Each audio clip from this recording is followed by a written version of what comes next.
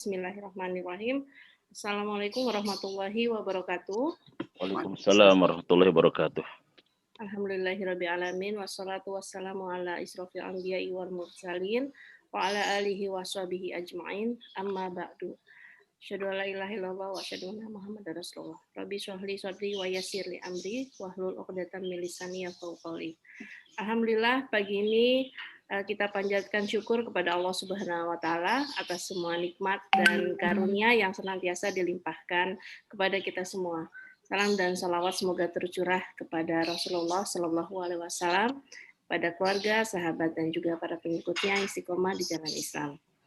Bapak dan Ibu semua, sekilas saya jelaskan sedikit ya. Bapak, alhamdulillah hari ini sudah hadir narasumber kita ya yang dimuliakan Ustadz Syukron Makmun dan juga Ibu Sumarti Tahir. Bapak dan Ibu dirahmati Allah, selamat datang pada acara pagi ini, yaitu di acara literasi pengasuhan. Saya Nastiti sebagai pemandu acara dari hari ini, dan perkenankan saya cerita sedikit aja apa itu literasi pengasuhan. Sebenarnya acara literasi pengasuhan ini tujuannya adalah memberikan bekal kepada orang tua dalam wujud cerita konsep keislaman ya. Konsep keislaman itu meliputi akidah, ibadah dan juga manhaj serta cara mengaplikasikannya dalam pengasuhan. Dan literasi pengasuhan ini ada beberapa segmen ya, ada 4 segmen. Yang pertama pojok berkisah, lalu yang kedua mengembangkan bakat anak, yang ketiga Al-Quran Kitabku, dan keempat aktivitas produktif bersama anak.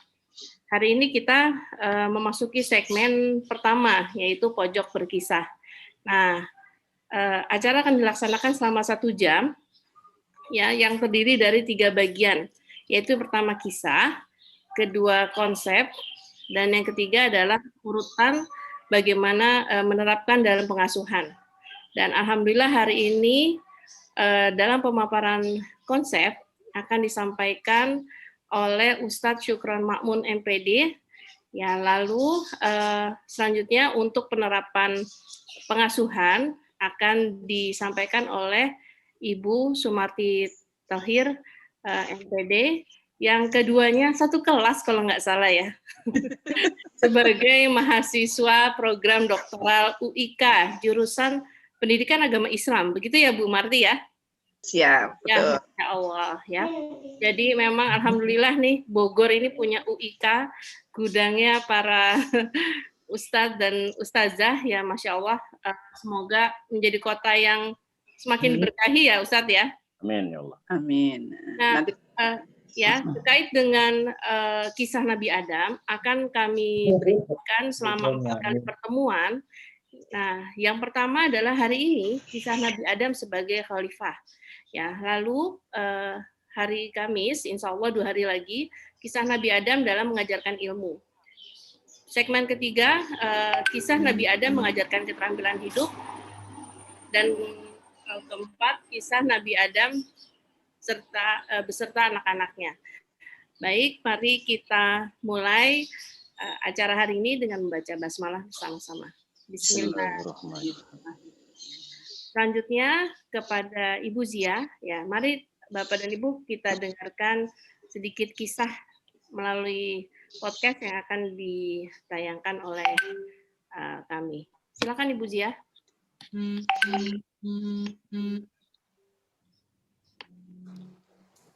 Assalamualaikum anak-anakku. Hari ini Bunda akan berkisah tentang Nabi Adam alaihissalam. Duduk yang tenang ya. Di dalam surat Al-Baqarah ayat 29, Allah berfirman yang artinya, Dialah Allah yang menjadikan segala yang ada di bumi untuk kamu. Dan Dia berkehendak menuju langit dan menjadikannya 7 langit. Dan Dia mengetahui segala sesuatu. Anak-anakku, itulah kasih sayang Allah kepada makhluknya. Salah satu makhluk ciptaan Allah adalah malaikat. Allah menciptakan malaikat dari cahaya. Malaikat selalu tunduk dan patuh kepada perintah Allah. Lalu, untuk siapa bumi diciptakan? Allah berfirman kepada malaikat sebagaimana yang tertulis pada ayat 30. Sesungguhnya aku hendak menjadikan seorang khalifah di muka bumi. Mereka berkata, mengapa engkau menciptakan khalifah yang akan merusak bumi dan akan menumpahkan darah? Padahal kami selalu bertasbih dan memuji engkau. Tuhan berfirman, sesungguhnya aku mengetahui apa yang tidak kamu ketahui. Anak-anakku, Allah telah memilih manusia sebagai khalifah, yaitu wakil Allah di bumi. Apa tugasnya? Manusia yang mengambil manfaat dari apa yang ada di bumi. Manusia yang menjaga bumi dari kerusakan. Manusia yang menjadi pemimpin di bumi agar alam tetap lestari, hewan dan tumbuhan hidup dengan baik. Anak-anakku, Nabi Adam alaihissalam adalah manusia pertama yang diciptakan Allah. Dialah khalifah pilihan Allah di muka bumi. Semua manusia adalah khalifah yang bertugas seperti Nabi Adam alaihissalam.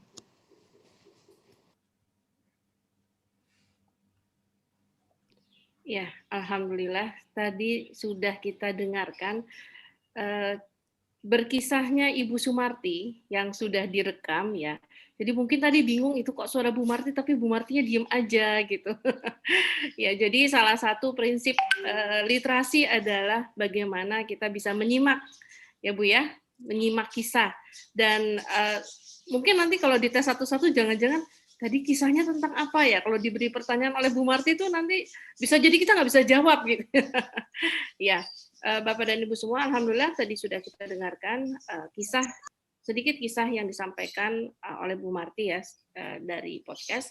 Baik, selanjutnya saya persilahkan kepada Ustadz Syukron untuk menyampaikan konsep bagaimana Nabi Adam diberikan amanah sebagai seorang khalifah selama 30 menit Ustadz. Mohon maaf nanti akan saya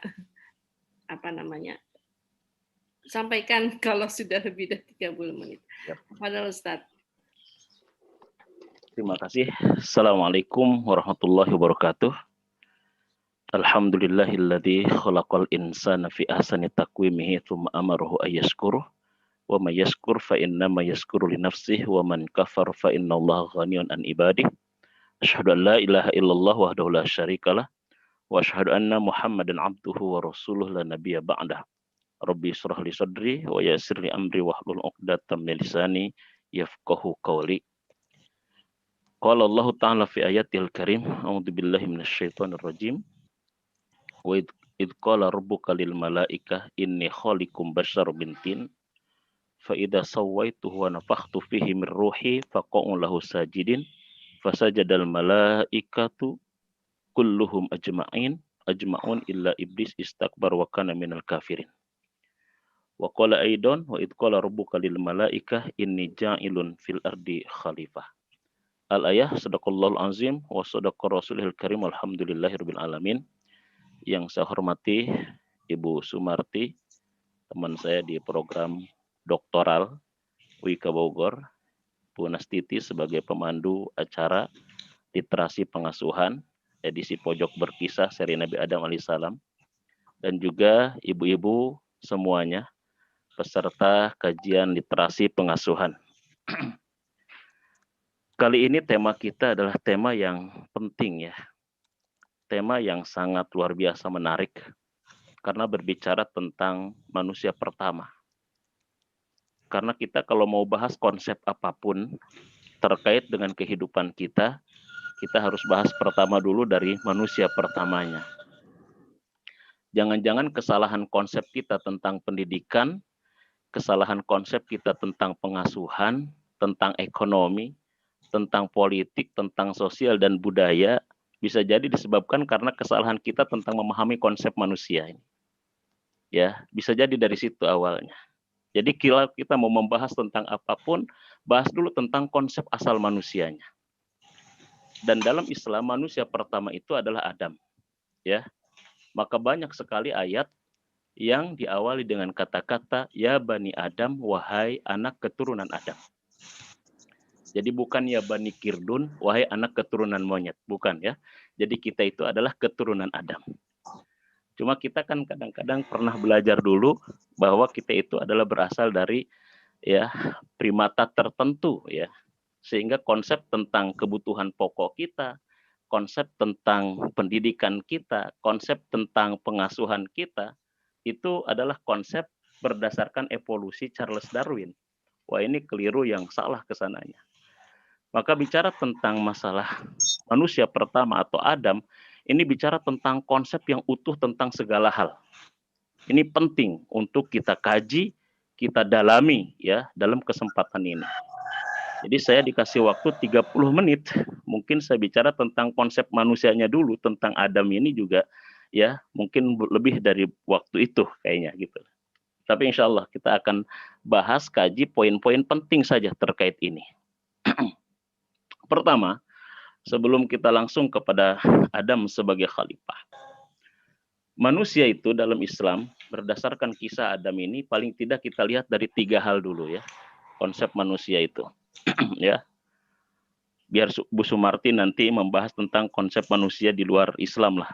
Barat gitu ya, seperti apa konsep manusia. Karena terus terang begini, ya Bu Nastiti, ya, kita kaji ya di program doktor ini, kita mengkaji tentang Islamic worldview. Ya, ternyata kita dilihat dari tinjauan Islamic worldview, konsep kita salah semua gitu loh ya. Bahasa kasarnya gitu loh ya. Konsep pendidikan kita adalah konsep pendidikan yang materialistik gitu loh. Konsep kebutuhan pokok kita adalah konsep kebutuhan yang materialistik gitu loh. Ya, konsep budaya kita dan sebagainya. Bahkan ketika kita pertama diajar Pak Adian itu, ya, jadi pertanyaan pertama adalah sederhana. Berikut ini adalah bukan kebutuhan primer manusia, kata Pak Adian itu begitu. Berikut ini bukan kebutuhan primer manusia.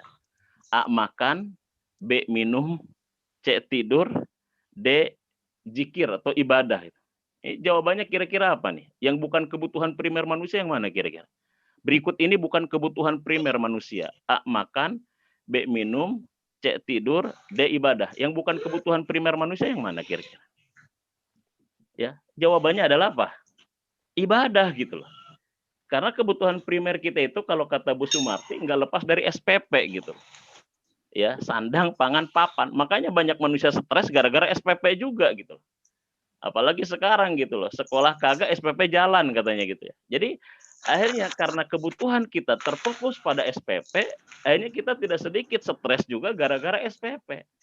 Sandang, pangan, dan papan. Perut, bawah perut, atas perut. Ini konsep evolusi Darwin gitu. Lalu di mana? Di mana kebutuhan hatinya? Di mana kebutuhan rohaninya gitu? Di mana kebutuhan jiwanya yang pada rohani, hati, dan jiwa ini adalah sesuatu yang menentukan tentang bagaimana manusia hidup itu gitu. Nah, ini kan udah sangat luar biasa gitu. Sehingga ibadah, zikir itu tidak masuk dalam kebutuhan pokok manusia. Padahal dalam pandangan Islam kita sudah jelas kalau kita tanya untuk apa manusia diciptakan, ya untuk ibadah. Jadi oleh karena itu pertama, konsep manusia dalam Islam itu pertama dilihat dari 3. 1, manusia adalah merupakan keturunan Adam. Ini 1 ya. Makanya banyak ayat sampai 9 ayat kalau nggak salah dalam Quran diawali dengan kata-kata ya Bani Adam, ya Bani Adam. Hei anak keturunan Adam. Hei anak keturunan Adam. Hei anak keturunan Adam. Dalam bahasa Arab, tikror, pengulangan itu menunjukkan bentuk taukid gitu. Jadi banyak sekali disebutkan itu menunjukkan penegasan turunan Adam, turunan Adam, turunan Adam. Kenapa ada teori baru turunan monyet? Nah, itu yang harusnya kita protes dari awal gitu. Itu poin pertama. Nah, karena kita turunan Adam, maka kita lihat tentang konsep Adam, bagaimana Allah menciptakan Adam. Ya. Dalam Quran surat Shad, surat 38 ayat 71-74, itu sangat jelas sekali bagaimana proses Allah menciptakan manusia, menciptakan Adam. Itu bagaimana Allah menciptakan Adam. Jadi dalam ayat ini paling tidak ada 4 keistimewaan manusia. Nanti ini ada kaitan dengan peran kita sebagai khalifah ya. Peran kita nanti. Jadi saya jelaskan ini karena ini nanti ada kaitannya dengan peran kita sebagai khalifah nanti. Ya. Nah, jadi 1 pertama adalah Allah menciptakan Adam sebagai manusia pertama ini menggunakan kata inni. Inni khalikum basyarum min tin. Inni ja'ilun fil ardi khalifah. Ini itu dari kata ana, aku. Jadi Adam ini, manusia ini adalah made in Allah. Allah, produk tercanggih ya dari Allah. Makanya karena dia saking canggihnya, malaikat khawatir. Ya, saking canggihnya kan, sesuatu itu kan semakin canggih kan, kalau misalkan dia salah, wah bahayanya kacau. Kalau kejahatan yang dilakukan oleh anak SD mungkin cuma ayam orang satu hilang lah, ya. Kalau misalkan kejahatan dilakukan orang bodoh paling ayam satu telur, tapi kejahatan dilakukan oleh dokter, kejahatan yang dilakukan oleh profesor, wah satu negara hilang itu. Ini saking canggihnya kan, ya. Kalau kita naik motor celaka paling 2 orang, 3 dengan yang ditabrak lah celakanya. Tapi kalau naik pesawat itu error, ya oleng itu satu pesawat semuanya itu bisa jatuh gitu dan bisa binasa. Makanya di situ malaikat khawatir. Karena ini produk Allah terakhir dan ini paling canggih, ini kalau rusak kayaknya, kalau error kayaknya ini bahaya ini. Makanya malaikat tanya kepada Allah, ataj'alu may yufsidu fiha wa yasfiku dima kan. Ataj'alu fiha may yufsidu wa yasfiku dima. Malaikat bertanya kan begitu. Pertanyaannya bukan mengapa, tapi apakah. Karena di sini bukan pertanyaan pembangkangan ya. Jadi diksinya hebat ya, diksi Quran itu bukan apakah, tapi bukan mengapa. Nah, karena kepada Allah tidak etis bertanya mengapa. Itu etika bertanya para malaikat. Kenapa? Ya, apakah engkau hendak menjadikan? Nah, ini juga ada bahasan khusus dalam literasi bahasa Arab gitu. Jadi itu pertama. Jadi yang menciptakan Adam itu adalah Allah sendiri. Jadi kita itu adalah produk Allah, made in Allah. Ya. Makanya manusia itu mulia bukan karena produknya, tapi yang menciptakannya. Itu manusia itu mulia karena begitu. Makanya kenapa kita tidak boleh menghina manusia secara fisik? La yaskhar qaumun min qaumin. Ya, karena bukan saja kita menghina kepada fisik manusianya, bentuknya, tapi kita sama dengan menghinakan kepada siapa? Menghinakan kepada penciptanya gitu. Jadi kalau misalkan Bu Nastiti bikin karya misalkan, ya bikin lukisan atau bikin buku, dihina tuh karyanya. Kira-kira yang nangis, yang sedih karyanya atau Bu Nastitinya kira-kira? Kan Bu Nastitinya, ya kan? Nah, seperti itu. Nah, di sini nanti konsep pengasuhan, tidak ada anak yang sebetulnya dia nanti anak yang harus kita hinakan, kucilkan, apakan. Karena ini adalah produk Allah, nantinya ke situ. Makanya dalam Islam sebetulnya semua manusia baik. Fitrah, nggak ada manusia nakal. Semua manusia layak dimuliakan gitu. Jadi kenapa kita kadang-kadang memilah dan memilih? Kadang-kadang ada sekolah juga yang nggak mau pusing gitu loh ya. Ya dites gitu dengan gini, dengan gitu. Oh ini produk Allah ini. Kenapa kita ini produk Allah? Kita misalkan kalau menghinakan ini, menghinakan itu. Menghinakan yang menciptakan kita. Tahu nggak Bu Nastiti dalam Islam, dalam konsep Islam. Hatta manusia yang idiot. Hatta manusia yang idiot itu apa? Manusia yang sekarang itu berkebutuhan khusus apa namanya? Ya, berkebutuhan khusus. Berkebutuhan khusus. Itu ada manfaatnya. Tahu nggak? Anak yang kayak begini justru hanya butuh sabar. Tapi kalau anak yang normal butuh 2, sabar dan syukur. Itu orang tua itu. Anak yang kayak begini, ini anak yang paling bebas dan enak di dunia.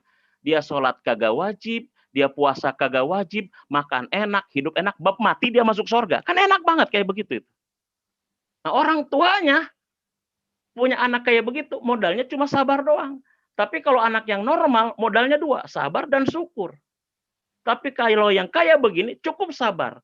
Kalau dia misalkan sampai mati, masuk surga dia. Kenapa? Orang tidak punya beban. Rufi al-qalam an-salasin. Dicatat hukuman dari Allah 3. Orang tidur sampai bangun, orang anak kecil sampai dia balik, dan orang gila sampai sembuh. Nah orang kayak begini kan usianya 20 tahun tapi nggak bisa ngomong, nggak bisa berpikir kayak anak kecil 3 tahun. Mati dia masuk surga, orang tua yang ngurusinnya ditarik sama dia, udah otomatis. Ada manfaatnya dalam Islam itu. Ada manfaatnya. Jadi ini yang pertama konsepnya. Jadi konsep manusia itu ini. Kalau kita pada umumnya adalah Inna laqad khalaqnal insan. Nah, jadi ini penting karena gini, saya misalkan dapat peci nih, pecinya misalkan 10.000, tetapi yang ngasih peci saya itu Raja Arab gitu loh. Jadi bukan karena pecinya, bisa jadi pecinya cuma 5 real, tapi karena yang ngasihnya Raja Salman, ini saya laminating gitu loh. Ini saya sama. Apapun jenis kita, tapi ingat bahwa kita diciptakan oleh Allah menggunakan kata ini, aku, kata Allah, memuliakan manusia sama dengan memuliakan aku, kata Allah. Makanya akrimu auladakum, muliakan, didik anak-anak kalian. Nah, ini luar biasa nanti dalam konsep pengasuhan. Ini tugasnya nanti Profesor Sumarti nanti insya Allah. Ya, jadi gitu. Nih ya, poin pertama ya, jadi gitu. Jadi dari sisi keistimewaannya begitu. Allah yang menciptakan langsung manusia, Adam. Kalau kita ada 2, inna, kami. Kami itu fungsinya 2. Satu, dalam bahasa Arabnya adalah mu'azzam nafsih ya. Ya, namanya mu'azzam nafsih itu mengagungkan diri sendiri. Allah menggunakan kami itu menunjukkan Allah mengagungkan dirinya bahwa yang kuciptakan itu adalah hasil dari keagunganku. Yang kedua adalah kami itu ada keterlibatan yang lain. Jadi oleh karena itu makanya kita tidak bisa sendiri ya, walaupun orang tua yang melahirkan tapi butuh keterlibatan makhluk lain. Ya, gurukah di situ, pendampingkah di situ? Makanya menggunakan kalau manusia secara umum laqad khalaqna, kami menciptakan. Jadi di situ memang dalam membentuk karakter manusia memang kita butuh partner di dalam membangun itu. Itu jadi bayangkan dari bahasa-bahasa situ saja itu menjadi isyarat ya tentang pentingnya sebuah pendidikan dan sinergi di dalam mengasuh dan membimbing dan membangkitkan potensi-potensi peserta didik atau anak kita. Itu poin yang pertama, kemuliaan manusia terhadap. Yang kedua, bahwa di situ Allah mengatakan dalam ayat itu 387174 itu adalah kemudian khaliq inni khaliqum basyarum min tin ya.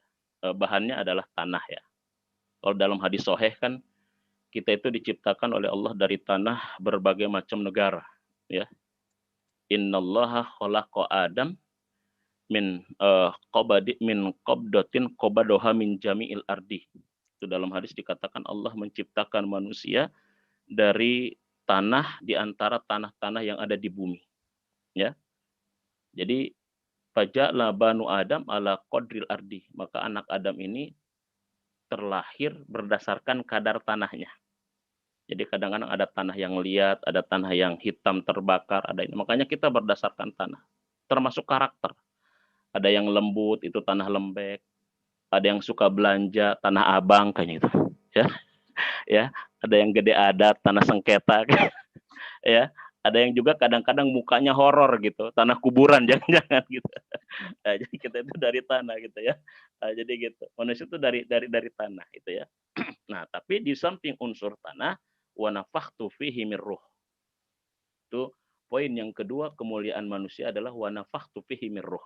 Ini harus digarisbawahi ya. Kami tiupkan kepada manusia itu, kepada Adam itu adalah ar-ruh, mir ruhi, ruh kehidupanku. Ini yang tidak boleh dilupakan ya.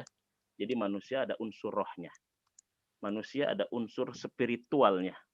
Makanya pendidikan dalam Islam harus mengandung 2 unsur, material, spiritual. Unsur fisik, unsur psikis. Unsur fisik, unsur ruh. Ini penegasan dari Allah. Wa nafakhtu fihi mir ruhi. Ini nanti muncul ilmu psikologi dalam Islam. Ya. Makanya saya sedang menulis disertasinya dengan Bu Sumarti itu. Ya. Implementasi konsep pendidikan mental Ibnu Qayyim Jauziyah di dalam menyikapi korban terdampak COVID-19. Iya. Jadi gitu Bu Sumarti. Ternyata memang konsep psikologi Islam jauh lebih holistik ya dan komprehensif dibandingkan psikologi barat. Karena saya sudah baca tentang teorinya Sigmund Freud, ya, Abraham Maslow ya, dan teori-teori yang lain. Ya, ternyata setelah saya komparasi dengan teori Ghazali dan juga Ibnu Qayyim, ini amat sangat jauh berbeda gitu ya. Amat sangat jauh berbeda. Bahkan Sigmund pun masih bingung ya tentang konsep kebahagiaan ya dalam psikologi psikoanalisanya. Jadi dia bingung bahagia itu gimana. Bahkan dia mengatakan kayaknya tidak mungkin deh manusia itu mencapai kebahagiaan. Itu Sigmund Freud. Ya, jadi begitu. Nah, Islam membahas itu karena memang tahu konsepnya. Ar-ruhi, kita ada unsur ruhnya. Jadi ada kebutuhan ruh. Makanya sebetulnya ya, kalau kita baca di dalam Quran tentang manfaat sejarah dan kisah ini adalah transfer of spirit, transfer ruh sebetulnya. Ya, bukan transfer knowledge semata-mata, bukan transfer wawasan pengetahuan, tapi ada transfer spirit. Ada transfer ruhiyah namanya. Itu bisa dilihat nanti Quran surat yang ke-12 ayat 111 di ujungnya ya. Jadi berkisah di dalam Islam itu ya bukan semata-mata kita sedang mentransfer pengetahuan. Ya bukan semata-mata kita sedang mentransfer wawasan ya, bukan.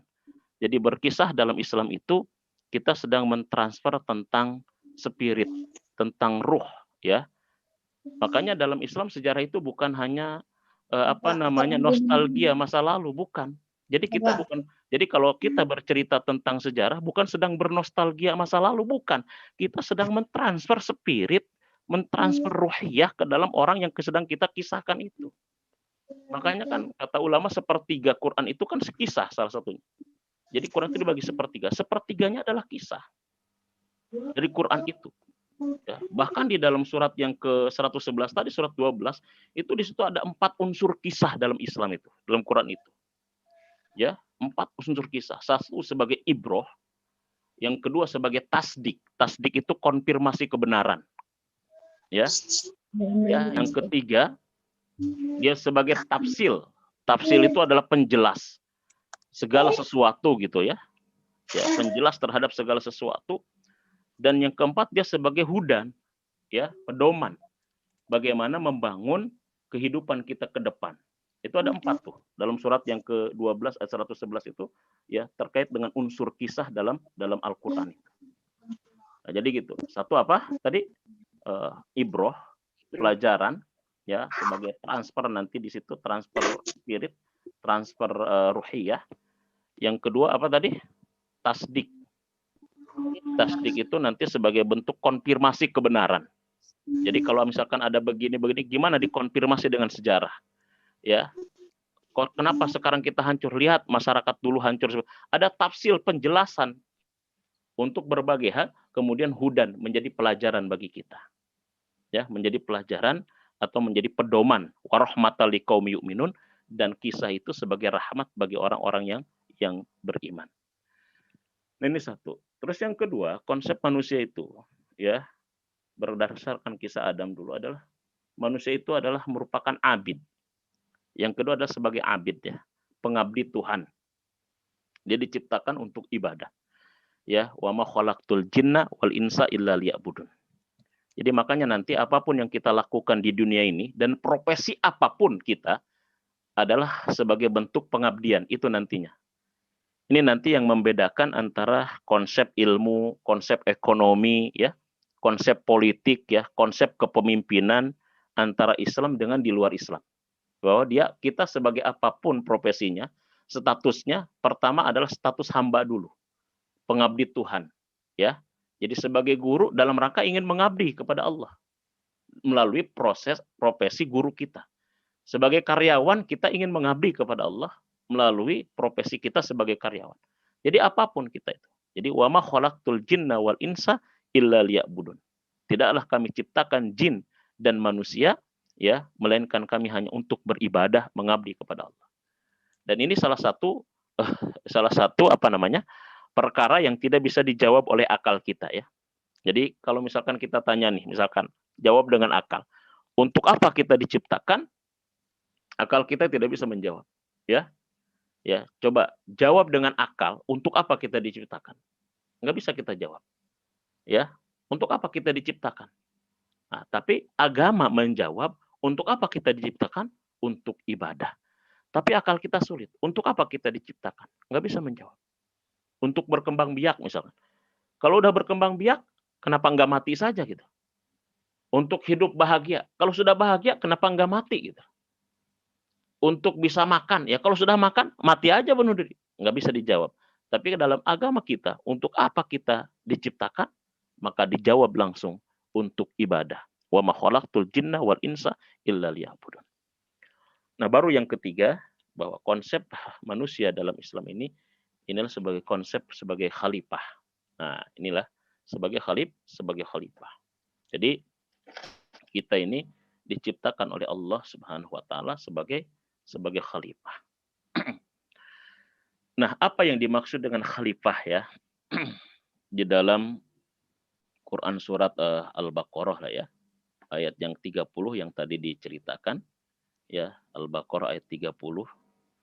Bahkan di dalam surat yang lain juga bahwa Daud pun sebagai khalifah, Sod ya, surat 38 ayat 26. Di situ ada kata-kata khalifah. Cuma kalau Adam kan belum ada rakyatnya yang dipimpinnya. Kalau Daud kan sudah ada rakyat yang dipimpinnya. Jadi khalifah itu terjemah kita biasanya adalah pemimpin. Padahal di dalam Islam istilah pemimpin itu juga diungkapkan dengan istilah-istilah yang berbeda. Ya, diungkapkan dengan istilah imam ya, seperti ketika Allah mengangkat Nabi Ibrahim alaihissalam ya. Inni ja'ilun fil ardi inni ja'iluka imam linnasi imama. Ya, aku menjadikan engkau Ibrahim sebagai imam bagi manusia. Atau di dalam yang lainnya sedang disebutkan juga dengan istilah ra'in. Ya, ra'in. Kullukum ra'in wa kullukum mas'ulun an ra'iyatih. Atau di dalam yang lain juga sering diungkapkan dengan kata umaro ya, umaro dan sebagainya. Dalam konsep ini, dalam kajian kita ini kita akan membahas tentang manusia ya sebagai khalifah, Adam sebagai khalifah. Khalifah ini adalah dari kata kholfun ya, atau kholafa. Kata dasarnya artinya di belakang atau pengganti. Maka kata Fakhruddin Ar-Razi di dalam tafsir kabirnya ya. Nih Fakhruddin Ar-Razi itu Masya Allah. Ya, seorang ulama, ahli tafsir, juga filosof ya. Dan luar biasa. Kalau dulu kan para ulama kita itu multidisipliner gitu ya. Saya baca biografi Fakhruddin Ar-Razi ini, dia memiliki sekitar 17 disiplin ilmu ya. Tuh tafsirnya di rumah saya itu ada sekitar berapa? 16 jilid atau berapa? 15 jilid ya. Disiplin ilmu dia. Jadi kalau sekarang mungkin doktornya ada 17, doktor Fakhruddin Ar-Razi. Kita satu aja belum lulus Bu Sumarti ini. Ya, jadi ulama-ulama dulu itu kalau kita lihat disiplin ilmu biografinya ya, Ibnu Khaldun itu 13 disiplin ilmu ya. Ibnu Khaldun itu ahli dalam 13 disiplin ilmu. Jadi kalau bicara tentang sejarah, Ibnu Khaldun itu seolah-olah paling pakar dalam sejarah. Kalau bicara tentang sosiologi, dia paling pakar. Jadi saya baca biografinya 13 disiplin ilmu, jadi doktornya 13 Ibnu Khaldun itu. Ya. Jadi kalau Fakhruddin Ar-Razi doktornya 17 ya. Doktor. Jadi kartu namanya kayaknya gelar doang kayak. Dan itu ahli ya Ustadz ya? Dan itu ahli. Itu ahli ya. Jadi bukan sekedar dapat informasi ya, ahli. Bahkan Fakhruddin Ar-Razi ini ya termasuk orang yang sudah menangani terhadap wabah taun pada saat itu. Ya, dan dia termasuk orang yang diminta konsultasi oleh para sultan saat itu kalau misalkan sultan itu mau membuat rumah sakit. Ya, jadi labnya gampang dia. Kalau misalkan mau membuat rumah sakit, dia potong misalkan daging, ditaruh tuh di tempat ini. Mana daging yang cepat busuk, mana daging yang lama tahan busuk. Nah, di situ nanti rumah sakit nanti. Karena yang cepat busuk berarti bakterinya banyak. Maka rumah sakit itu luar biasa penelitiannya. Jadi bicara apapun dia ahlinya di situ. Ya, makanya kita kadang-kadang nggak bisa menyepelekan ulama-ulama kita ya. Wah, ulama itu kan hum rijalun wa nahnu rijal. Dia juga manusia, kita manusia. Iya, manusianya beda gitu loh. Ya. Kalau mereka kan 100 kali berpikir, 99 benar, satunya salah gitu ya. Itu manusianya. Kalau kita kan 100 kali berpikir, 99-nya yang salah, satunya benar. Nah, itu kacaunya. Kadang-kadang orang-orang liberal sekarang itu kan suka apa bahasa kitanya nyinyirin ya. Saya kadang-kadang melecehkan ulama-ulama kita itu dengan bahasa-bahasa seperti itu. Hum rijalun wa nahnu rijal. Dia manusia, kita manusia, bisa salah. Iya, salah betul. Tapi kalau mereka berpikir 100 kali, 99-nya benar, satunya salah, itu manusianya. Tapi kita ijtihad 100 kali, 99-nya salah, satunya benar gitu. Jadi banyak errornya gitu. Jadi nggak bisa kayak begitu. Nah, jadi khalifah ini ya dia pengganti. Kata Fakhruddin Ar-Razi, ada dua. Jadi satu pengganti makhluk pertama yang menghuni bumi ini, ya siapa? Jin, kata Fakhruddin Ar-Razi. Yang kedua dia sebagai pengganti Allah, kata beliau, ya, untuk menjalankan hukum-hukumnya. Ya, sering disebut juga dengan wakil Allah, ya, sebagai mandataris Allah gitu ya, untuk menjalankan hukum-hukumnya. Makanya karena dia ibaratnya adalah pengganti, wakil, atau bahasa kitanya dia yang berada di belakang, maka dia harus menjalankan, harus melaksanakan apa-apa yang sudah memberikan mandatnya kepada dia gitu. Nah, jadi kenapa dulu para khalifah yang 4 itu tidak mau dia menggantikan Rasulullah, berat gitu loh. Ya, sampai Umar bin Abdul Aziz pun berat gitu loh untuk menjadi khalifah. Karena mereka itu tahu kalau saya menggantikan Rasul, jadi saya harus menjalankan, harus mendapatkan tanggung jawab amanah seperti apa yang diamanahkan kepada Rasul. Jadi begitu sebetulnya. Jadi di benak mereka itu begitu. Jadi makanya orang-orang dulu mereka untuk menjadi khalifah itu tidak berebut, ya. Seperti kita tidak mau berebutnya untuk menjadi imam sholat gitu. Kalau imam sholat kan pak dorong-dorong tuh kayak gitu loh. Kenapa? Karena dia tanggung jawabnya besar. Nah, sekarang gitu loh, untuk menjadi khalifah itu, untuk menjadi khalifah dalam artian misalkan presiden, wah semuanya, kalau perlu apapun dilakukannya. Karena tidak memahami tentang hakikat itu. Jadi hakikat khalifah dalam agama kita adalah merupakan amanah gitu. Hakikat kekhalifahan dalam agama kita merupakan pertanggungjawaban. Ya, muncul misalkan pertanyaan loh, kenapa Allah butuh wakil, butuh pengganti? Emang Allah nggak mampu misalkan? Ya, untuk mengurusin dunia ini. Wah, jangan tanya. Allah yang menciptakan masalah. Lalu apa? Kekhalifahan adalah satu sebagai bentuk tanggung jawab, yang kedua adalah sebagai bentuk ujian, yang ketiga adalah sebagai bentuk kehormatan. 3 paling tidak dalam Islam ya. Sebagai bentuk tanggung jawab, amanah, sebagai bentuk ujian, dan sebagai bentuk penghormatan Allah kepada kita. Makanya kita bersyukur dijadikan khalifah, Allah menghormati kita. Kenapa? Makanya tadi saya katakan di awal, keistimewaan manusia Allah gunakan kata ini atau kata kami itu dalam rangka menghormati manusia. Makanya enggak ada makhluk yang paling terhormat yang Allah ciptakan selain daripada manusia. Jadi begitu. Makanya di sini Masya Allah, kita kalau bahas tentang konsep kekhalifahan, Masya Allah. Jadi kita itu nggak perlu ya minta SK dari Pak RW, minta SK dari lurah, minta SK dari presiden. Udah dikasih SK sama Allah gitu loh. Udah dikasih SK sama Allah. Makanya saya kadang-kadang suka di rumah kalau misalkan anak nggak nurut apa, ini khalifahnya nih gitu. Nah, jadi gitu ya.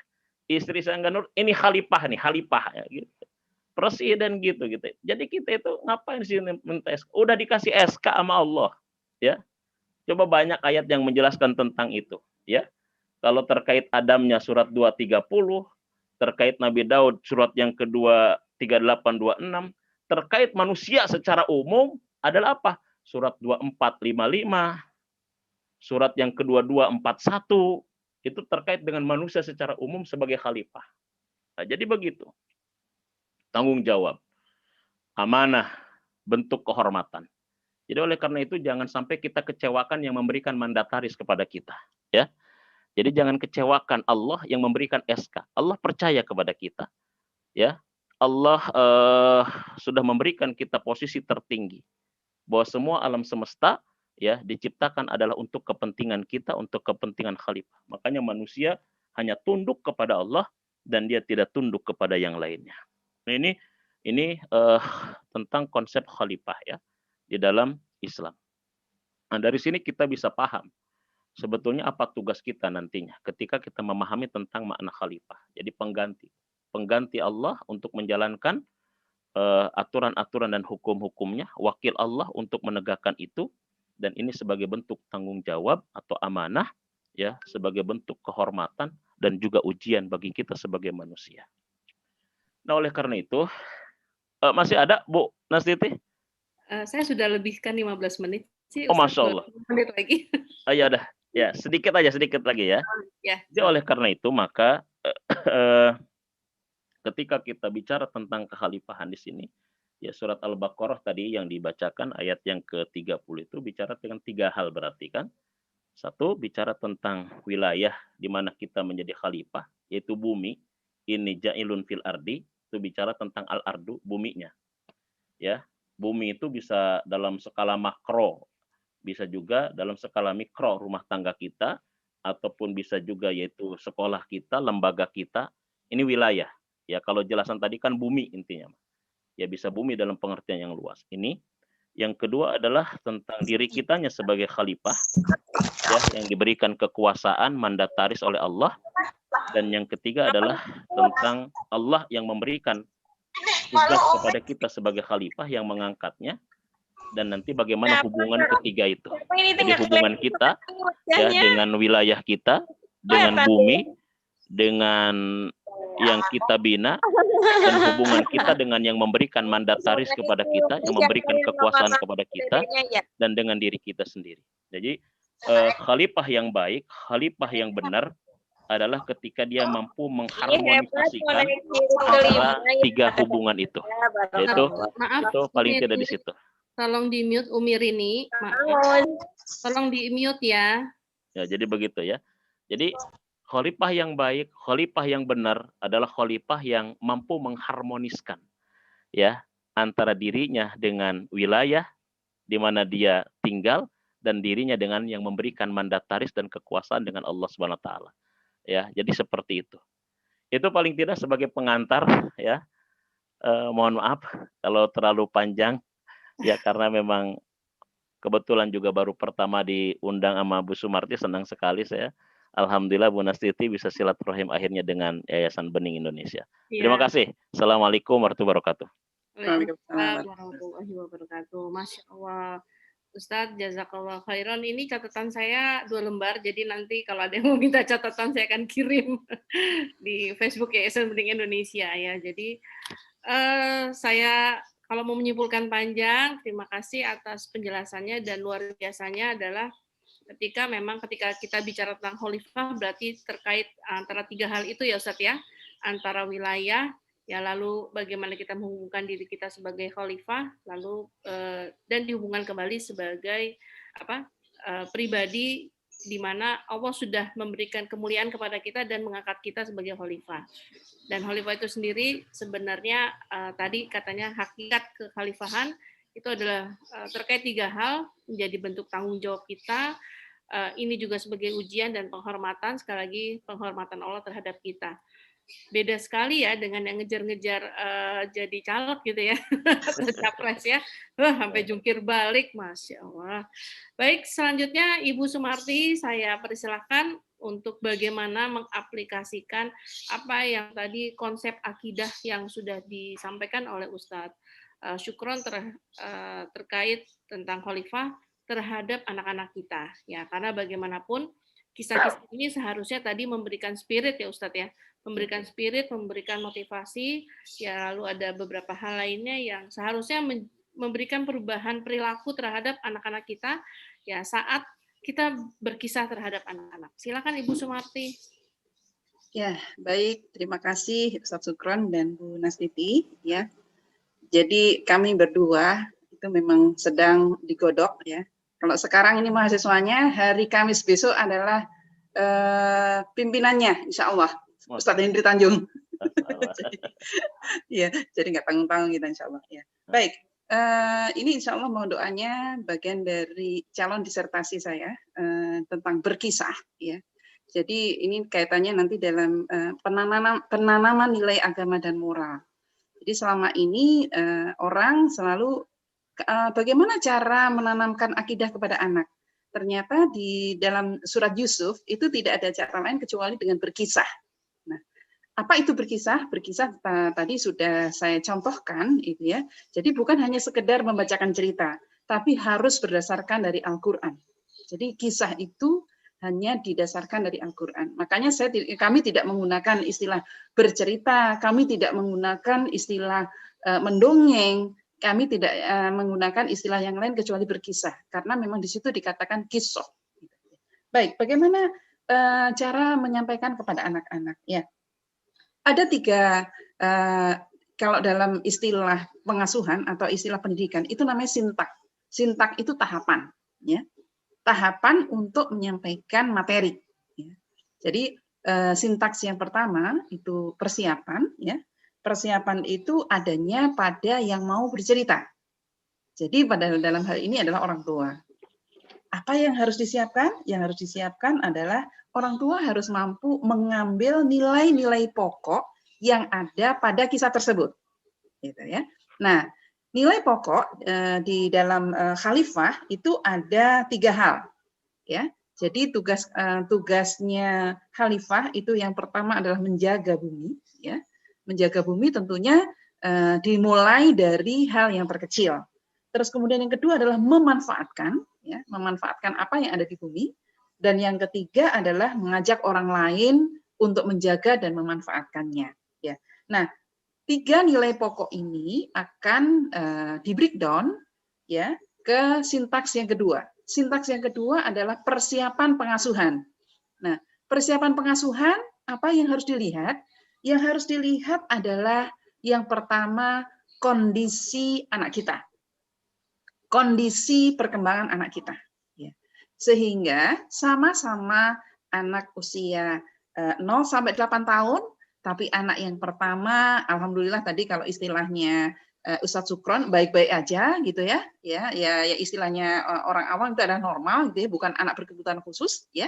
Terus kemudian misalnya ada anak lain yang terlahir anak berkebutuhan khusus. Nah, maka di sintak yang kedua, di persiapan pengasuhan tentunya berbeda pola dan yang akan disampaikannya, termasuk sarananya. Sehingga ini yang seringkali terjadi di sekolah-sekolah, ya, anaknya Down syndrome, umur 7 tahun, dipaksa harus bisa baca. Ya kakak bisa baca, karena memang secara komponen ada hal-hal yang menghambat. Lalu apa yang diberikannya ini berkaitan dengan menjaga, memanfaatkan, dan mengajak orang lain? Ya bisa jadi dengan menjaga. Menjaganya apa? Dengan rawat dirinya, dengan keterampilan dirinya. Gitu. Nah, sehingga di sintaks yang kedua ini, orang tua perlu mengenali sungguh ya kebutuhan anak. Jadi 0 sampai 8 tahun itu diceritakan dalam bentuk dialog, ya, tekniknya secara langsung. Kalau 8 sampai 12 tahun untuk yang baik-baik aja termasuk ini bentuknya adalah proyek terstruktur. Artinya proyek terstruktur adalah orang tua dan anak ya bagaimana memanfaatkan alam ya, mulai dari menanam, mulai dari pertukangan, mulai dari memasak dan lain-lainnya itu ya. Itu bagian dari tugas kekhalifahan. Nah, sehingga pola pengintegrasian ini harus hadir di sekolah maupun di rumah. Maka ini penting diberikan kepada orang tua maupun guru. Jadi bukan hanya misalnya ketika percobaan gunung meletus, itu tanpa ada kaitannya dengan Al-Quran dan tanpa ada kaitannya dengan kehidupan. Gitu, ya. Nah, kemudian usia 12 sampai 14 tahun, ya, ini yang kami lakukan di Sekolah Bening Indonesia, homeschooling. Proyeknya semi terstruktur, artinya ada yang memang didirect dari sekolah dan yang kedua adalah anak memang diberikan kesempatan. Ya, khusus bagaimana proyek nanti kami dari Yayasan Bening Indonesia akan ada program khusus yang bisa diikuti. Nah, kalau misalnya 14 tahun ke atas, proyeknya dalam bentuk umat. Nah, proyek-proyek inilah yang menampilkan tanggung jawab kita sebagai khalifah Allah yang juga menjadi ujian. Nah, ini seringkali orang tua juga diuji dengan anak-anak yang memiliki proyek dan berhasil. Ujiannya apa? Sombong. Nah, anak-anak juga diuji ketika orang tua juga diuji ketika anak-anaknya gagal. Kenapa? Mengeluh. Nah, saya sepakat dengan Ustadz Sukron, kalau konsepnya kita memandang anak itu tidak tepat, maka yang ada adalah penyesalan. Ya, oke. Nah, jadi di 14 tahun ke atas, ini berarti SMA ya, itu harus ada proyek umat, lembaga maupun sosial. Jadi semua proyek ini disampaikan dalam bentuk kapasitasnya sebagai khalifah. Ya. Jadi yang namanya integrasi dalam pengasuhan bukan nyomot ayat sana terus kemudian ini bukan, tapi bagaimana mendialogkan dengan anak-anak. Dan ini butuh proses yang sangat panjang, ya. Dan ini butuh kelapangan dan kesabaran yang sangat panjang. Mudah-mudahan Allah selalu menjaga kita, ya. Kita bukan sebaik Nuh, tapi Nuh juga diberikan amanah Kan'an. Kita ingin seperti Ibrahim, tapi apakah kita tidak malu dengan Ibrahim? Ya. Maka kita harus menerima anak kita apa adanya, dan mari kita tetap bersyukur dengan apa yang ada. Terima kasih, waktu saya berikan kembali kepada Bu Nas. Mudah-mudahan masih ada waktu untuk tanya jawab. Ustaz Sukron tetap stay on karena kita akan menerima tanya jawab. Baik, Assalamualaikum warahmatullahi wabarakatuh. Alhamdulillahirrahmanirrahim. Ya, singkat, padat, dan itu yang harus diaplikasikan ya. Yes. Pengaplikasiannya insya Allah itu jangka panjang. Baik, tadi ada 3 tahapan yang menarik. Mungkin ini yang menjadi pertanyaan buat ibu-ibu. Kami masih ada waktu 5 menit. Silahkan raise hand. Jadi setelah saya persilahkan, maka kami silahkan bertanya langsung saja. Ada, kalau malu-malu raise hand boleh di chat. Mengetik. Ya, silakan Ibu Asnur. Ya, dibuka. Ya, Assalamualaikum warahmatullahi wabarakatuh. Waalaikumsalam warahmatullahi wabarakatuh. Ya, terima kasih pada Ustadz dan Ustazah yang telah memberikan tausiahnya. Dan kebetulan, ya saya orang aktivis juga, Ustazah. Aktif dari mulai remaja, organisasi Islam. Dan sekarang usia saya sudah 73 tahun. Dan saya dititipin Allah tadi, karena selama ini saya selalu ikut training, segala macam itu ya. Belum ada yang pernah menyinggung anak-anak kebutuhan khusus. Baru ini. Saya sering memberi saran ya. Setiap ada training, ada apa aja, kucing-kucing saya. Tapi belum. Tapi baru ini walaupun saya masuk komunitas sindrom ya, ISDI, POTA, segala macam. Itu udah otomatis mereka menjaga. Tapi untuk yang umum baru ini tadi menyinggung. Kebetulan saya dititipin oleh Allah anak Down syndrome.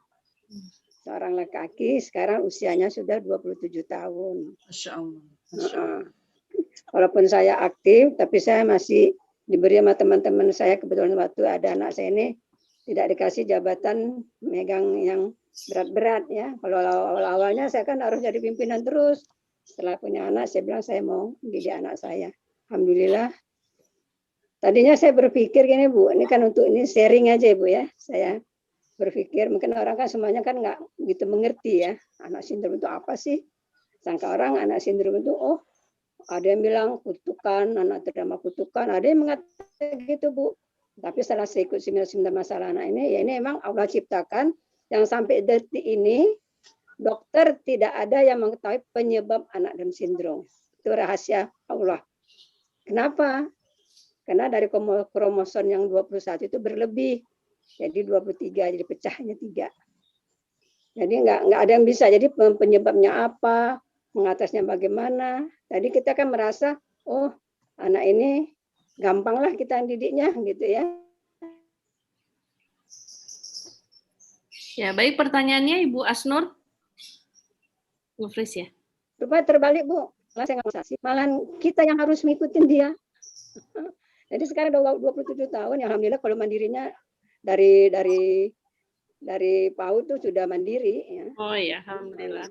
Walaupun dia ini badannya juga kekar, karena saya aktif juga dia di atletik ya. Jadi sama pandemi enggak.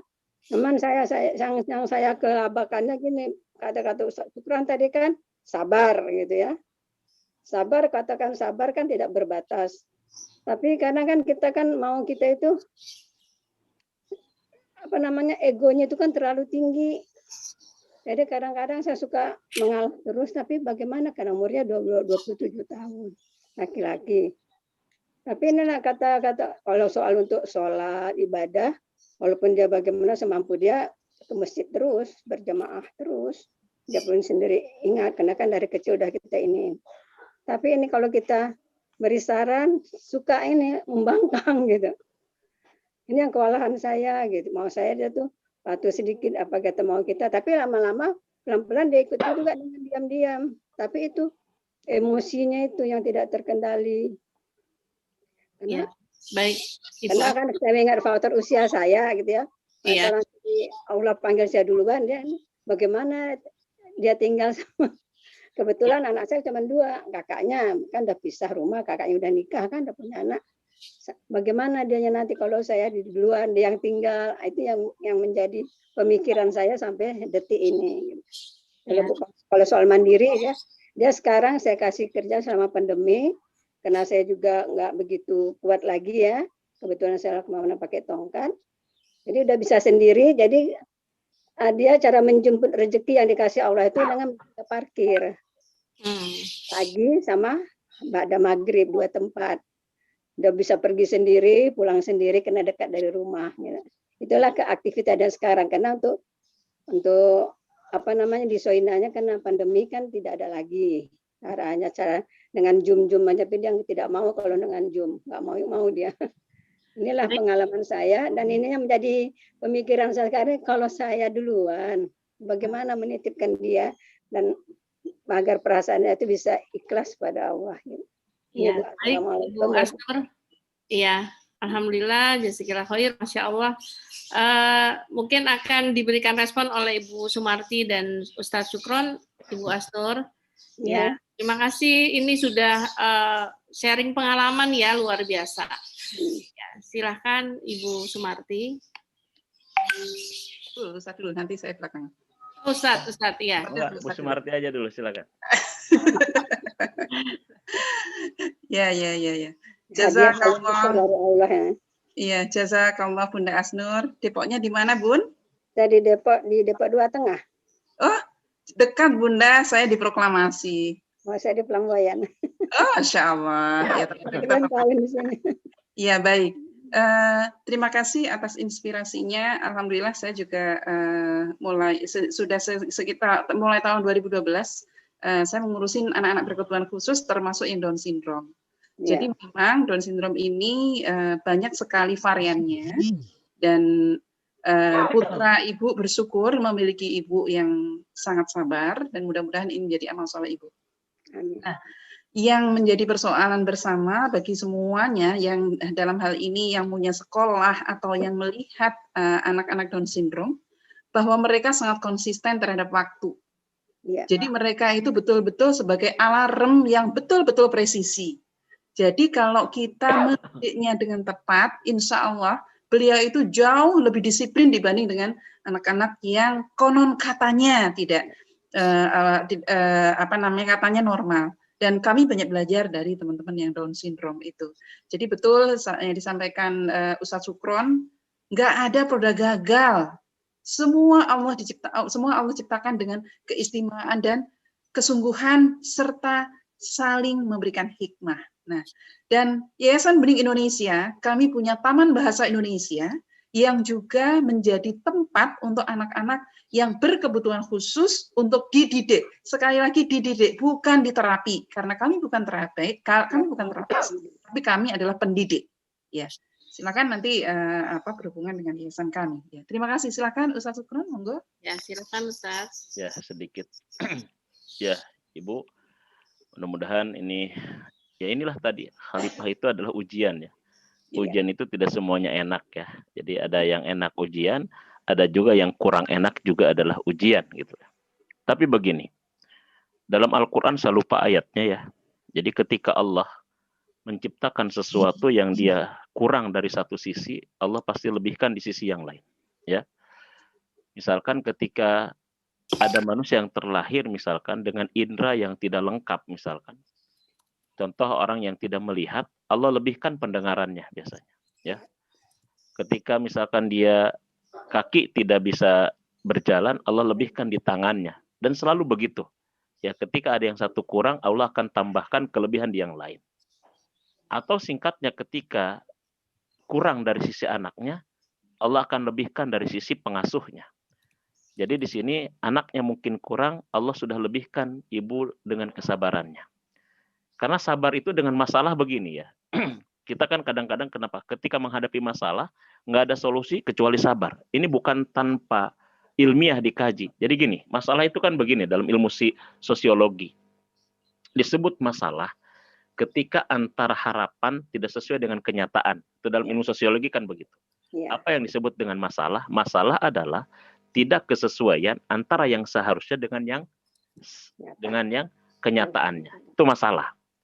Nah, lalu kenapa solusi dari masalah adalah sabar? Sabar ini dalam bahasa Arab, dalam Islam itu adalah al-habsu anis syai'in lima kuriha. Jadi sabar itu adalah bertahan diri kita terhadap sesuatu yang tidak kita sukai. Nah, karena dalam hidup ini ada sesuatu yang kita sukai, ada yang tidak kita sukai. Ada sesuatu yang sesuai harapan kita, ada sesuatu yang tidak sesuai dengan harapan kita. Ini dalam hidup. Maka sabar definisinya begitu. Jadi sabar itu adalah survive. Jadi kita itu bukan hanya sukanya sama yang kita sukai, tidak perlu sabar. Jadi kalau hidup ini semua yang ada kita sukai semuanya, nggak perlu belajar sabar gitu. Kalau hidup ini sesuai dengan semua harapan kita, keinginan kita, nggak ada kita. Jadi sabar itu karena dipersiapkan akan ada sesuatu yang tidak sesuai harapan, akan ada sesuatu yang tidak sesuai keinginan, akan ada sesuatu yang tidak yang kita sukai. Maka disitulah Allah turunkan istilah sabar gitu. Nah, jadi begitu, Ibu. Nah, inilah yang namanya sabar, survive kita, bertahan. Nah, kalau ridho itu lebih di atas itu, menikmati sesuatu yang tidak kita sukai. Waduh, ini udah menikmati kalau ini. Menikmati dengan anak yang seperti ini. 27 tahun. Iya, nikmati. Kalau sabar, bertahan, Ibu sudah sabar, sekarang meningkat levelnya menikmati, ridho. Oh, di balik ini ada pahala yang dahsyat. Oh, di balik ini ada sesuatu yang luar biasa. Bisa jadi Ibu masuk surganya gara-gara ini gitu. Mungkin amalan lain, mungkin sholat kurang khusyuk, baca Quran kurang pasti, sedekah kurang banyak, tapi ternyata Allah kasih kamu masuk surga melalui anak ini. Masya Allah. Jadi disitulah sebetulnya kita Ustaz, perlu. Tadi Ustaz, apakah saya itu termasuk orang yang berdosa juga ya Ustaz? Apa sama Allah? Waktu pertama dia lahir, saya itu protes sama Allah. Saya bilang kepada Allah, ya Allah, saya umur saya habis untuk dakwah syariat atau mensiarkan agamamu. Cuman pas ini saya minta satu, ini anak laki, pertama anak perempuan, untuk anak laki saya kan untuk saya kader seperti Pak Nasir, Buya Hamka maksud saya. Allah kabulkan anak laki, tapi kok yang begini orang yang agamanya gak gini. Itulah jawaban Allah dari doa Ibu. Kata Allah, udah cukup kamu nggak usah cari yang lain-lain karena mungkin ruang lingkupnya, geraknya. Allah kasih itulah kader. Jadi situ. Jadi dosa itu, Bu, ketika kita tidak melakukan sesuatu karena ketidakmauan, tapi kalau misalkan kita tidak melakukan karena ketidakmampuan, itu tidak ada dosa. Ya, tidak haji karena tidak mampu, bukan tidak mau, tidak berdosa. Tidak zakat karena tidak mampu, bukan. Jadi sesuai dengan kemampuan kita seperti apa, bukan ketidakmauan. Jadi dosa ketika Ibu memang tidak mau ngurusin, tapi ketika sudah diurusin, anak tetap begitu, itu sudah di luar kemampuan Ibu. Jadi itu tidak berdosa seperti itu. Insya Allah, itu barangkali yang bisa saya jawab. Ya, baik. Alhamdulillahirrahmanirrahim. Waktunya sudah lewat 5 menit. Ya, saya yakin ibu-ibu masih penasaran. Orang saya sebagai host saja pengen nanya banyak. Ustaz Syukron, saya aja deh. Iya, silakan menuliskan daftar absensi di kolom chat. Ya, nanti kalaupun misalkan ada pertanyaan, ya maka kami akan insya Allah kami akan coba jawab ya di dalam grup WA. Ya, yang jawab tentu saja Ustaz Syukron dan Ibu Sumarti ya. Ya, alhamdulillah tadi terkait kalau kita dari mulai tadi berkisah gitu kan, lalu ada tahapan penyampaian ya, dan sampai pada tahapan ada yang namakan sabar dan ridho ya Ustadz ya. Sabar itu kalau dikatakan survive itu berarti sabar itu aktif ya Ustadz ya, nggak hanya sabar diem pasrah ya. Ya. Gimana Ustadz? Ya betul. Ya, alhamdulillah. Defensif aktif gitu lah. Defensif aktif gitu. Bertahan tapi terus kita aktif. Oke, bertahan tapi terus aktif ya. Bagi karena di sini semua kaum ibu nih Ustadz ya, biasanya curhatan itu banyak sekali. Dan terkait dengan anak, kira-kira di akhir sesi ini ada nasihat nggak Ustadz? Ketika kita menghadapi anak kita yang Ada 1, 2, 3, 4, 5, 6, 7 misalkan ya, dan karakternya tadi kan beda-beda gitu. Ya. Satu, ya. Ya, terima kasih. Ya, inilah sebetulnya hadis Nabi mengatakan ajaban ri amril mukmin fa inna amruhu kulluhu khair. Ya. Jadi Rasulullah itu kagum ya.